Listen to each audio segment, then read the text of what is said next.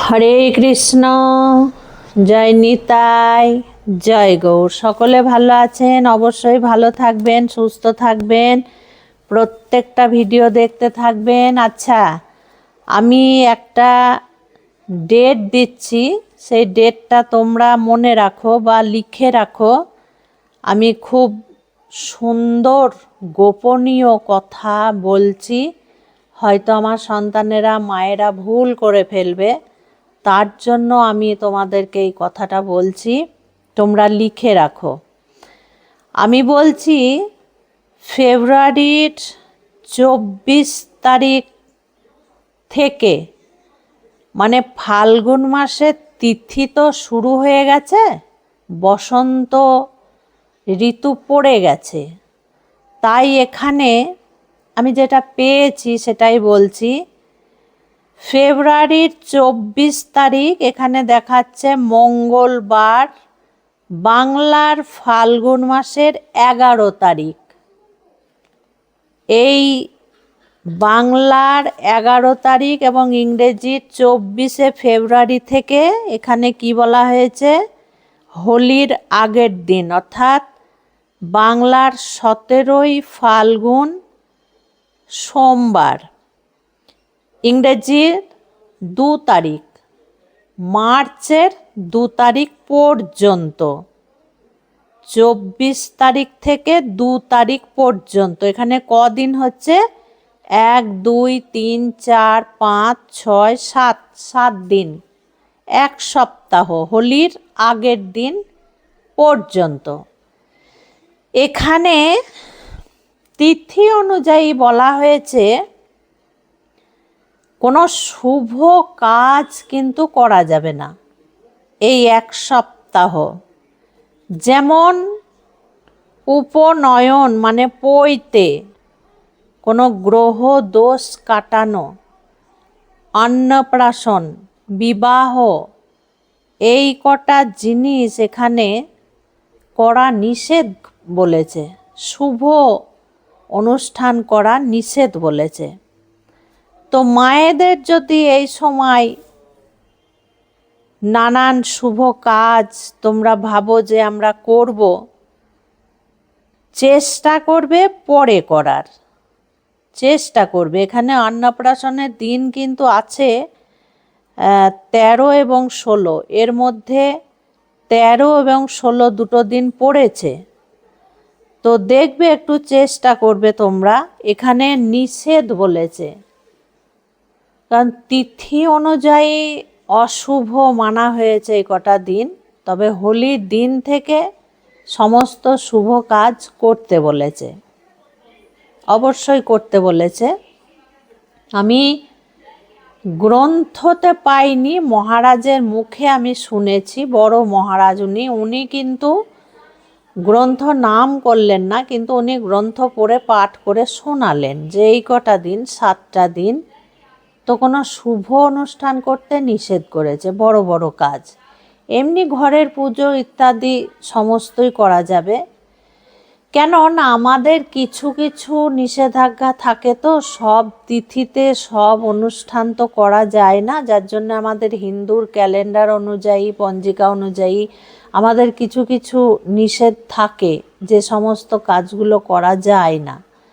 তো হোলির দিন কোনো বাধা নেই, হোলির দিন পুজো দেওয়া, উপোস করা, মন্ত্র পাঠ করা, হরিনাম দেওয়া, নাম শিক্ষক, সব কিছু হবে, সব কিছু হবে। কিন্তু এই 7টা দিন একটু শুভ কাজ করা নিষেধ করা হয়েছে। যেমন ঘরের ভিত পুজো বলো, ঘর ঢালাই বলো, ঘর তৈরি করা, মানে অলরেডি আগের থেকে হচ্ছে সে কথা আলাদা, আগের থেকে যাদের ঘর হচ্ছে তারা করবে, কিন্তু এই 7টা দিনের মধ্যে ভিত পুজো মানে ভূমি পুজো, ঘর ধরা শুরু করা, এটা করবে না। হোলির দিন থেকে তোমরা করতে পারো, হোলির দিন থেকে তোমরা এই সমস্ত কাজগুলো কিন্তু করতে পারো, কিন্তু এই কটা দিন যদি মায়েরা এড়িয়ে যাও তাহলে খুব ভালো হয়, খুব ভালো হবে আর কি।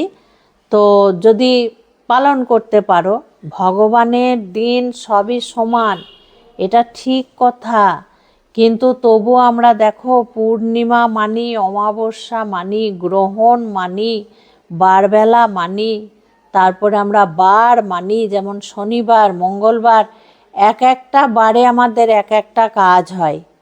ভগবানের দিন সবই সমান যদি আমরা বলি অন্য ব্যক্তিদের মতো, তাহলে কেনই বা আমরা বৃহস্পতিবারে ঘট পেতে পুজো করি, শুক্রবার, রবিবার, সোমবার কেন করি না?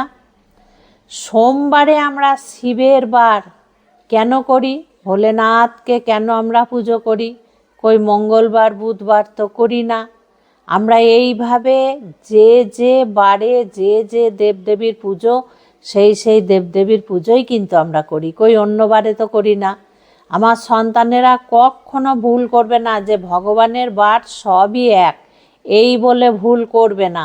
এক একটা বারে আমাদের এক এক দেবদেবীর পুজো হয়। আমরা কিন্তু অন্যান্য বারে অন্যান্য দেবদেবীর পুজো করতে পারি না, একমাত্র বার্ষরিক বাদ দিয়ে। তবু দেখো, বার্ষরিক পুজো কিন্তু সেই বারেই হয়। যেমন বাবার বার্ষরিক বার হয়, বাবা গোহরাজের শনিবারেই বাবার বার্ষরিক পুজো হয়, অন্য বারে কিন্তু হয় না। দেখাতে পারবে আমাকে যে অন্য বারে বাবার বার্ষরিক পুজো হয়? মঙ্গলবার বজরংবলীর পুজো কিন্তু মঙ্গলবারেই হয়, বার্ষরিক পুজোও কিন্তু মঙ্গলবারেই হয়, অন্য বারে কিন্তু হয় না। অন্যান্য দেবদেবীর হতে পারে, তিথি পড়ে, হয়তো বার পড়ে না, হতে পারে, কিন্তু বাবার বার বলো, শনিদেবের এই হনুমানের বার বলো, সেগুলো কিন্তু একটা দিনেই হয়। কাজেই পালন কিন্তু করতেই হবে, তিথি অনুযায়ী পালন কিন্তু করা খুব দরকার। যে যাই বলুক তোমরা মানবে না। সব সময়ের জন্য তোমরা আমার ভিডিও ফলো করবে। আমি কিন্তু জোর করেও বলি না, মন গড়া কথাও আমি বলি না, ভুলভাল আশা করি আমি বলি না। আমি পঞ্জিকার বাইরে যেতে পারি না। আর আমার মনে বল থাকে একটাই কারণ, সেটা হচ্ছে আমার গুরু বাবার যে পঞ্জিকা, শ্রীধাম নবদ্বীপের বৈষ্ণব মতে যে পঞ্জিকা, সেই পঞ্জিকা বই কিন্তু আমার কাছে থাকে। তোমরা সকলে মিলে দেখেছ, সেই বই দেখে আমি কিন্তু ভিডিও বানাই। আমি তার বাইরে যাই না। হ্যাঁ, তার বাইরে বড় বড় যে সমস্ত মহারাজরা আছেন ওনাদের কথা আমি শুনি, কারণ অত গ্রন্থ তো আমার ঘাঁটা সম্ভব হয় না। আমি সত্যি কথা বলি, আমি মিথ্যা বলি না, এবং অত গ্রন্থ আমার ঘরে নেই। তবে আমার ঘরে যে সমস্ত মোটামুটি শাস্ত্র অনুযায়ী যে সমস্ত গ্রন্থ, কিছু কিছু গ্রন্থ আমার ঘরে আছে, আমিও পড়ে দেখি। গরুর পুরাণ থেকে আমি ভালো ভালো জিনিস পেয়েছি, সেগুলো এই দুদিন একটু ঝামেলা চলে যাক, তারপরে আমি গরুর পুরাণের কিছু জিনিস কথা নিয়ে তোমাদের সামনে আলোচনা করব, তোমাদের সামনে আমি বলবো, তোমরাও জেনে রাখবে। খুব ভালো থেকো, সুস্থ থেকো, এইভাবে প্রত্যেকটা ভিডিও দেখতে থেকো। আজকে আসছি। হরে কৃষ্ণ, জয় নিতাই, জয় গৌর।